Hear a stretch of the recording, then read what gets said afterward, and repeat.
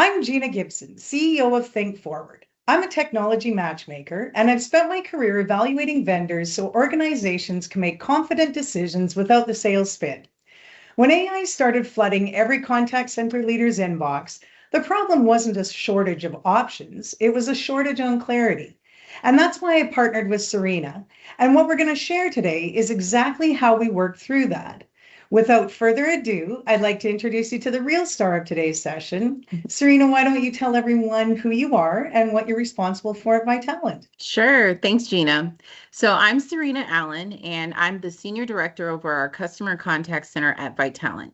And for those of you guys who may not know us, Vitalant is one of the largest nonprofit blood collection organizations in the United States. Our contact center is absolutely mission critical. We are connecting donors to life-saving work every single day, which means when we are looking at vendors and going through technology decisions such as AI, I'm not able to just pause operations. We are absolutely mission critical. So that's ultimately what we do at Vitalant.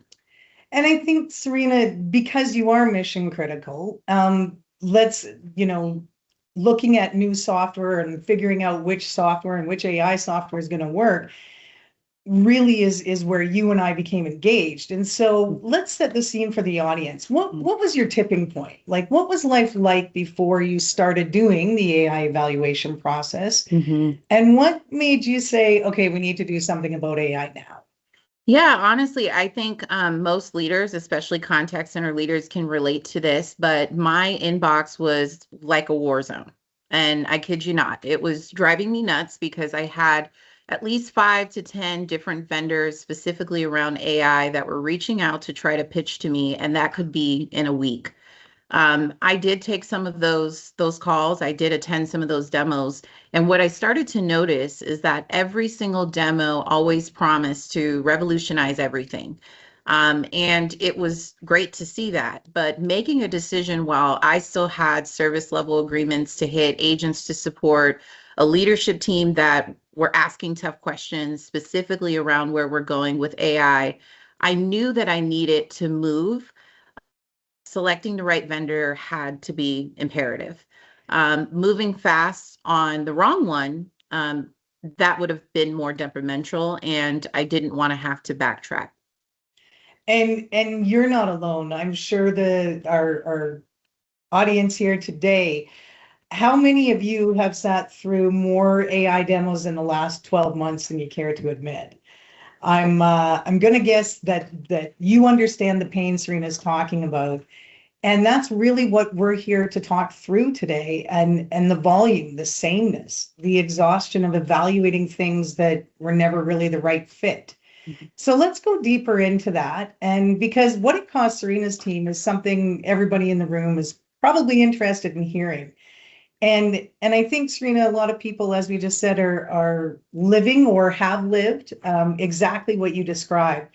So can you paint a fuller picture of what the vendor overload actually felt like? Like, what was the cost to your team? Yeah. So it did get to a point where it was very exhausting in a very specific way. It wasn't just the volume, it was also just the sameness, right? Everybody was coming in with very similar products. And it was very hard to kind of see what really stood out between each of them. Every vendor came in with a beautiful deck, really impressive case studies that they were trying to pitch to us, and obviously a very compelling story. I mean, these are sales reps. And after probably the fifth or sixth demo, they really all started to blur together for me and also for my team.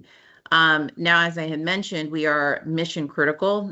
We're a 7-day operation. And so my team was also spending hours on evaluations that weren't really moving us forward. So the real cost here was focus. Every hour spent on a vendor who wasn't right was an hour not spent on our agents and our donors and our operations. And I'm sure the pressure to act wasn't going away either. So what was the internal dynamic? Was leadership pushing you to move faster, or was the fear of the unknown slowing you guys down? Yeah, I mean, healthcare is so interesting because they want you to do it, but then they don't want you to do it, right? it's a very interesting thing. But in my particular experience, it was both. We had leadership that was pushing and really wanted us to embark on a strategic AI embedded plan. Specifically, I know that the COO had reached out to me and said, "Hey, what's the movement on AI? I thought we'd be further along." But then you're dealing with your COO and you're trying to establish, like, how can I appease that and make sure that we're integrating correctly. But then we have our operational leaders that are risk adverse, right? So it's really multifaceted. And I understand why they were risk adverse. This is new. This is something we haven't implemented yet. This is healthcare.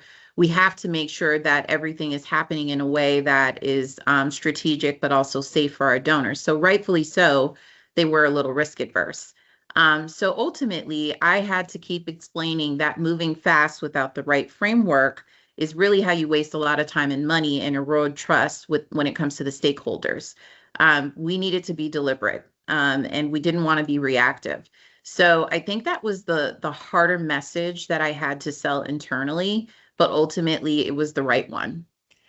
And really, that's kind of where Think Forward came in, and we help your team as well as other teams define what good looks like, right? So before the sales process begins, what is it that we're trying to solve? Because if you don't know what you're solving for, you'll always be impressed by the wrong things. Mm-hmm. So you've got this noise, you've got the pressure, you've got the team that's running out of bandwidth to evaluate yet one more vendor. And that's where most organizations stall. Sarina didn't. She made a structural decision that changed the trajectory of the entire initiative. And that's where this story really begins. Mm-hmm. So, Sarina, was there a moment, or there was a moment actually, where you said we need a different strategy? Mm-hmm. What led to that decision, and what made you choose to bring in external support rather than manage this internally?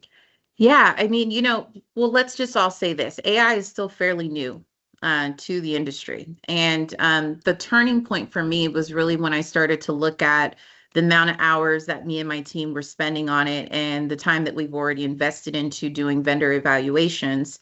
And I realized that we just didn't have a consistent way to compare what we were seeing. Everyone was bringing a different thing to the table. Some vendors led on with conversational AI, others were agentic AI, others was analytics. And we really ultimately just needed a framework and a structured way to evaluate apples to apples. So ultimately, I felt like we needed someone or a team to manage the vendor relationships so that we can just be focused on running the contact center and then ultimately only getting the things out of it that we need to choose the right vendor. And so that ultimately is when I engaged with Think Forward. And when we started working together, I think the first thing we did was we stopped the reactive cycle. So we didn't have any more random demos. We really went back to the basics. What problem were you trying to solve? What does success look like in 12 months? And then the internal alignment work across IT, operations, and leadership is honestly where most AI implementations win or lose. And we built out that structured RFI with use cases that mattered to Vitalant as a whole. Mm-hmm. And a scorecard to every vendor, so they were evaluated against the same criteria. And I know this sounds simple, but when you're managing into the double digits on vendor count, it's the difference between a decision and a guess. Mm-hmm. And so, Sarina, I want to make sure we address something that I know is central to your thinking. And you aren't just solving for the contact center with your AI solution.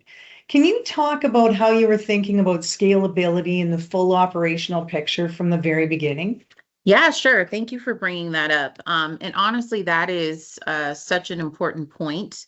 It's one that I don't think a lot of people tend to pay attention to. And so therefore, sometimes it does get glossed over quite a bit. But when you're under pressure and as a leader, you have the temptation to find something that solves for today and the pain that you're experiencing today, you start to just lean into that. But what I kept asking is what happens in the next 2 years or 3 years? What happens when IT wants to use this platform too, or other departments in our organization? What happens when our operational workflows touch it beyond the contact center walls? So I wasn't really looking at a vendor just for a particular contact center use case or to solve for today. I wanted to make sure that scalability was there. And I mean, real enterprise scalability. It wasn't something to me that a vendor could just promise. I wanted to make sure that it was something that they felt confident in, and ultimately that became my non-negotiable on day one. We needed to see the evidence. We needed to see where did they kind of scale this across an enterprise? Was this truly an enterprise solution? And I didn't just want to hear that. I wanted evidence to prove that. And I think that's where the scorecard really mattered. So when you have a criterion of scalability written into the evaluation before demos begin, the vendors can't hide, right? You're not just watching their highlight reel, you're asking specific questions about enterprise integration, about what the platform looks like when it expands beyond its first use case. The full operational picture has to be a part of the conversation from the very first vendor call. Mm-hmm. And Sarina, you were doing all of this while running an active mission critical contact center. Mm-hmm. How did you protect your team's bandwidth while still driving this forward? I think what was beautiful is that Think Forward came in as an external partner and was the single biggest bandwidth protection tool that we had. So instead of my director sitting through every vendor demo and call, Gina's team managed that layer. And ultimately for me, they filtered, they asked tough questions, they summarized their findings in a way that I could talk to my leadership about, that my leadership could comprehend and understand. And so that took us away from vetting to my team's job, just simply providing operational context and having the decision authority. I didn't want them to become part of like a part-time procurement specialist process on top of everything else that we had to run and organize. And so the fact that you did that to us, for us at no cost, it literally was like having an extra team member with 25 years of experience completing the first round of vetting for us. And I could honestly say your visionary approach to building an AI-ready culture was a perfect fit for advisory, the advisory model. Mm-hmm. The organizations we work best with are the ones who already know that they want to move with intention and not just speed. And Sarina, you embodied that. Mm-hmm. And so selecting the right partner, it's not just about the platform. It's about the clarity that gives you the clarity that you get in the moment that you have to make the call, right? Mm-hmm. And Sarina, you had done the work. Mm-hmm. You had your scorecard, you had the alignment, and when the right vendor walked in the room, you could see it clearly. So maybe let's talk about that for a little bit of a moment. Mm-hmm. Before we get into what set the winning vendor apart, I want to name something for this audience that I think often goes unsaid. Sarina, how much actual time did this evaluation process take? And what would it have cost your team to do it alone? Yeah, so, I started looking at vendors years in advance, like most of you attending conferences, sessions, anything that I can kind of get my hands on, readings, research, those type of things. But when we entered into our specific vendor process, it was close to 9 months and nearly 40 vendors that were evaluated. And that, believe it or not, was with Think Forward doing the heavy lifting on the front end. So if my team had been running through that process internally, making sure that they're settling calls, sitting through every demo, chasing down follow-up questions, building the comparison and frameworks from scratch, I'm sure it would have consumed at least one full-time senior role for the better part of the year. And that may seem like an exaggeration, but it's not, right? It just takes time to do these things. And so AI evaluation at this level ultimately becomes a full-time job, and it should be treated like one. And I think that's exactly why separating research from operations isn't a luxury. It's a structural decision. And when your team is running the contact center and running the evaluation simultaneously, you don't get the best of either. Mm-hmm. You get exhausted people making consequential decisions under compounding pressure. Bringing in a partner whose only job is to know this market, manage the vendor relationships, and distill the signal from the noise. I think that's what makes the evaluation itself a strategic asset rather than a drain for you guys. Mm-hmm. And as you mentioned, we evaluated I think it was over 40, but definitely 40. The core features were actually comparable across the top candidates, though. So, what ultimately made the difference for you? Like, what set your selected vendor apart? Yeah, and I want to be fully honest with this audience. The core features were actually pretty comparable across the top candidates. And so for me, the difference really came down to the enterprise perspective that I was speaking about earlier. Most vendors were pitching us as a contact center solution, and we decided to go with Krista Software, and that's because they came in with a different lens. They were looking at the organizational wide value, at how technology could connect and scale across different departments. So it wasn't just to solve for a single use case in this one team. And for me, that immediately kind of changed the conversation from what can this do for my contact center to what can this do for my organization, Vitalant, as a whole. And I knew that that is what was going to matter ultimately to our IT stakeholders and to our leadership team. Can you talk a little bit more, Sarina, around what the enterprise perspective actually looks like in practice? Because I think that phrase might get used a lot, but I know Krista's version was just a little bit, it was genuinely different than Yep. the other ones that we saw. Yeah, sure. So for me, when we're talking about enterprise solution, it means we're thinking about integrations across systems, about different workflows that don't stop just at the contact center walls. And it's about scalability as you expand on those use cases. Ultimately, when you're a large, sometimes very complex organization like Vitalant, with operations, logistics, donor experience, IT, all intertwined. A point solution that's brilliant for the contact center, but creates friction everywhere else isn't really a win for us. So with Krista Software's approach, it gave us the confidence that we were not just solving for today's problem, but again, we were able to create tomorrow's integration and ultimately not cause a nightmare. So I think what this story really illustrates is that evaluation isn't just about features, it's about fit. So features are table stakes, and most mature platforms in any category have feature parity. So what you're really evaluating is, do they understand your world? Do they have a perspective on where you're going Mm-hmm. and not just where you are today? Yeah.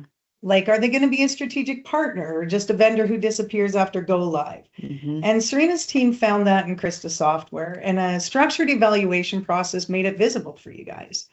So I think selecting the right vendor is a major win, but the truth is it's also really just the beginning. Because the question that comes next is one of the most loaded in AI adoption, which is, where do you start? Mm-hmm. And so one of the biggest mistakes I see organizations make is trying to boil the ocean with AI.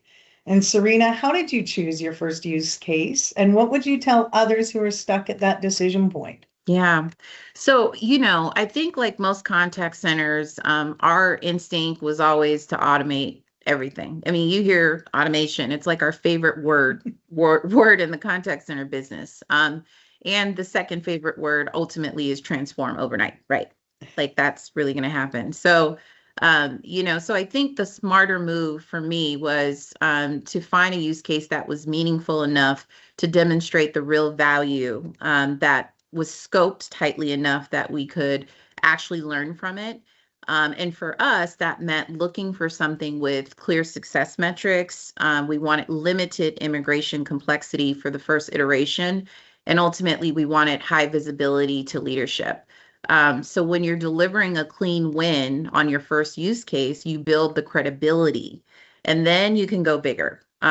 Ultimately, if you rush it, then one bad experience can lead to a setback in an entire AI agenda.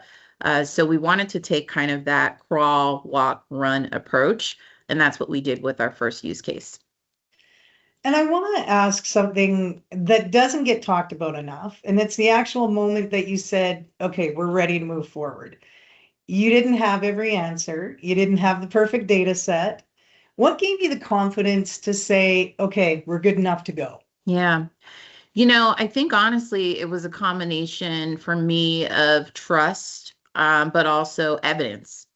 Trusting in the process that we built, knowing that the scorecard was in alignment. And we've done that internally, and the rigor of the evaluation had already occurred. And evidence from the pilot conversations that Krista understood our world. I'm not sure that there was ever really a moment that feels perfect, and that it aligns perfectly when you launch something new.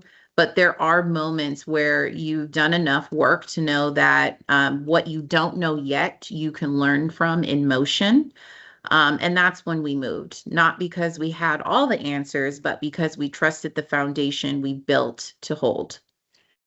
And I think that's a shift. Everybody that's watching this today, maybe just take a moment to internalize it, because confidence in AI adoption doesn't come from certainty.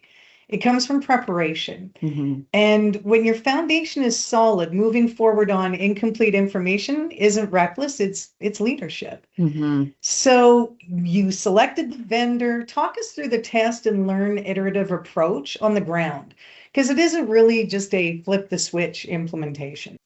No, it absolutely isn't. We've been very intentional about building in checkpoints, pausing to ask, what are we learning? What needs to be adjusted rather than just plowing forward? There were things that were right immediately, fortunately, but there were also things that we had to go back and reconfigure. And honestly, that's not failure, that's just part of the process. The organizations that treat their first iteration as the final product, in my opinion, are the ones that struggle. And so we treated every single sprint as a data point that kept the team honest and kept the stakeholders engaged. We'll be in our iteration phase for at least another 3 months before we move into phase two, where our true ROI will come through, and that's with appointment setting. And that mental model shift is from launch to learn kind of thing. Perfection before launch is how you spend 18 months building something that the business has already moved past. When you iterate, you're constantly reality checking against actual users, actual agents, actual call patterns. And so the feedback loop really became your quality control, I Mhm. think. And it's a more resilient model. And frankly, it's how the best AI deployments I've seen, how they were built, right? So Mhm. we've talked about what went right, and there's a lot that did. But the reason Sarina's story is worth telling is because she's not here to give you a polished case study.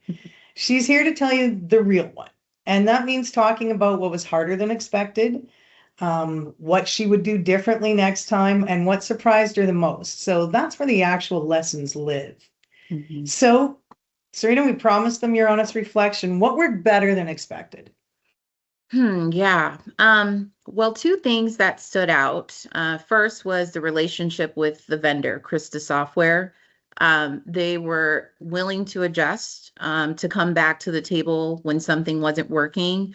And that was genuinely exceptional. That partnership orientation was real.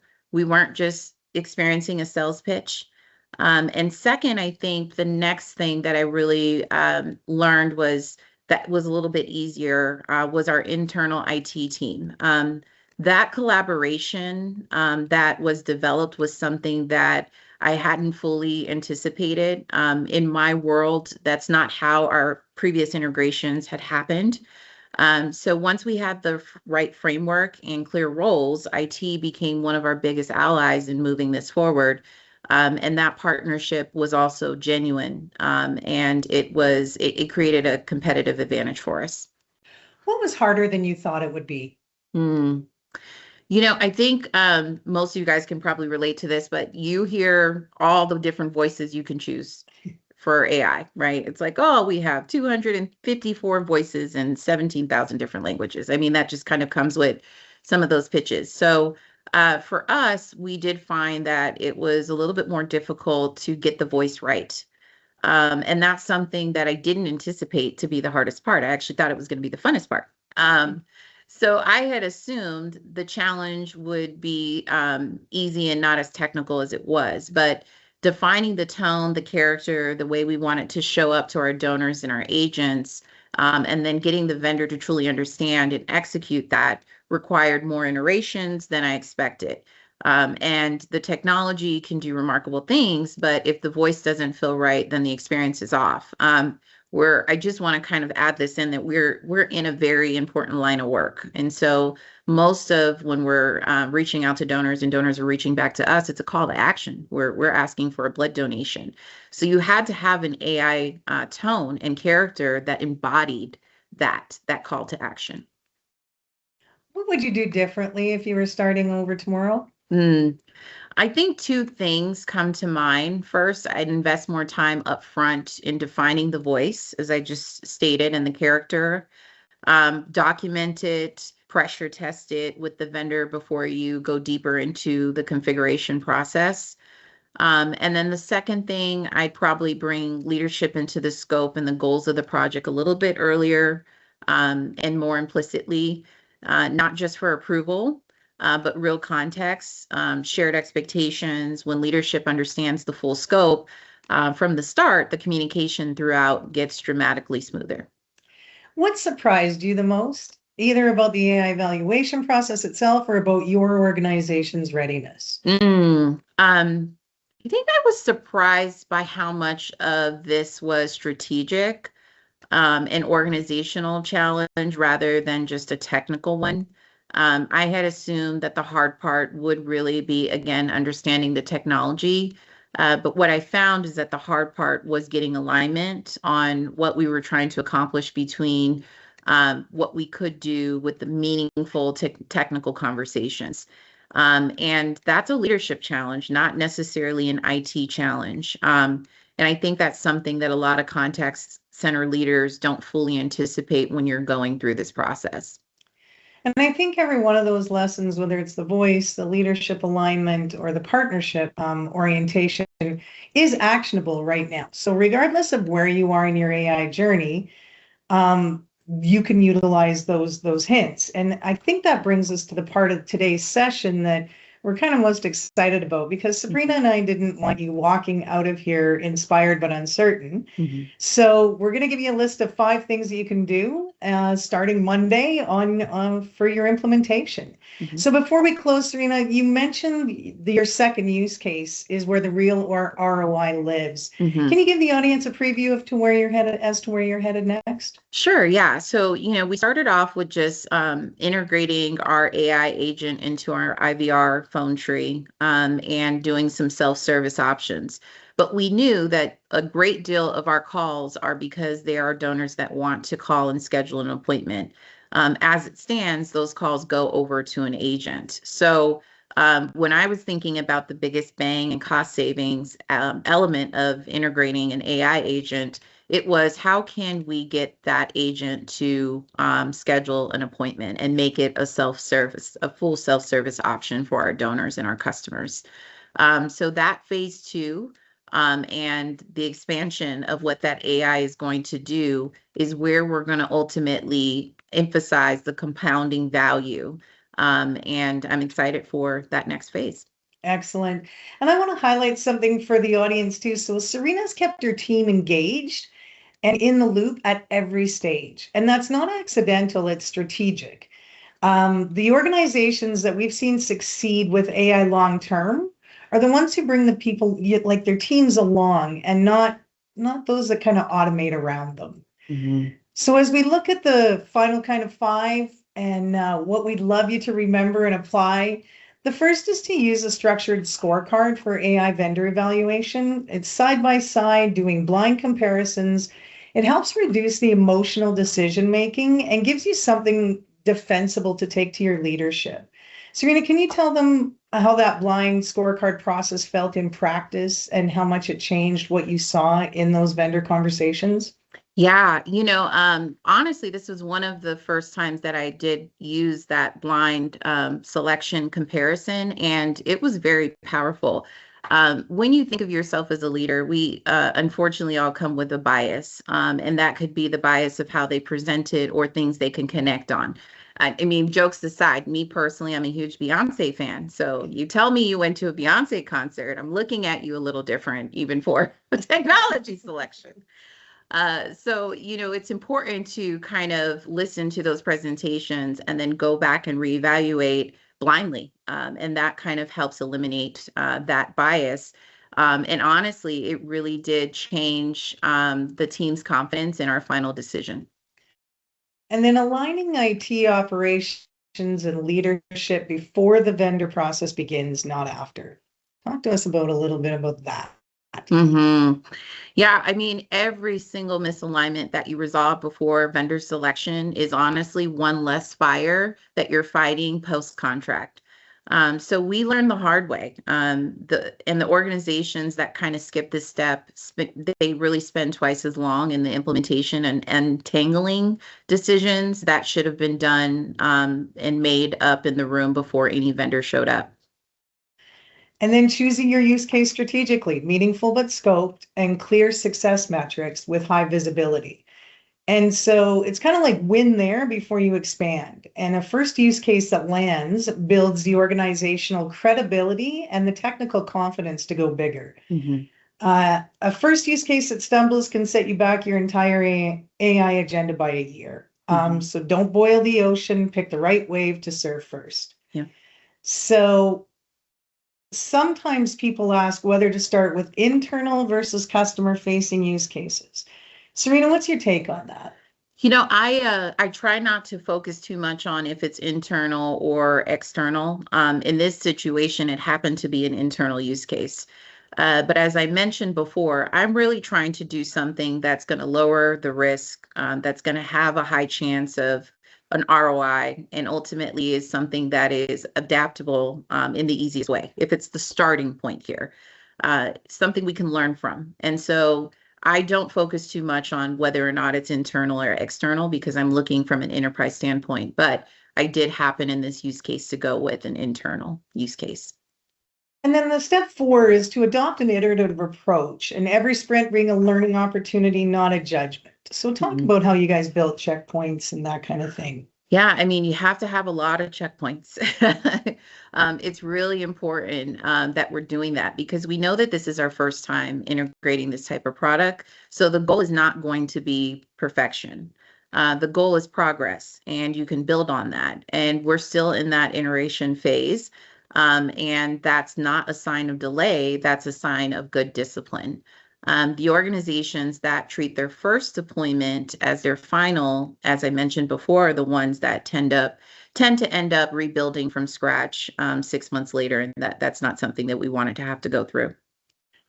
And I think the final step is not to underestimate the value of external perspective. And so whether that's an advisor or a trusted peer community, having someone who isn't inside your organization's politics and who can see the landscape clearly and manage the noise for you is a genuine strategic asset. Mm-hmm. AI evaluation is a full-time job. Treat it like one and give it the resources it deserves. Mm-hmm. Yeah, and I'll just add to that. If any of what we talked about today resonated with you, Gina and I would love to keep the conversation going. This is just the beginning of a much bigger conversation. And honestly, it's just the beginning of Vitalant's story that's still being written. So for anybody in the audience considering AI adoption, the one thing I want you to remember is that readiness isn't a destination, it's a decision. And you can make it today. So thank you so much, Sarina, and thank you all for your time. We'll now open it up for questions. Thank you.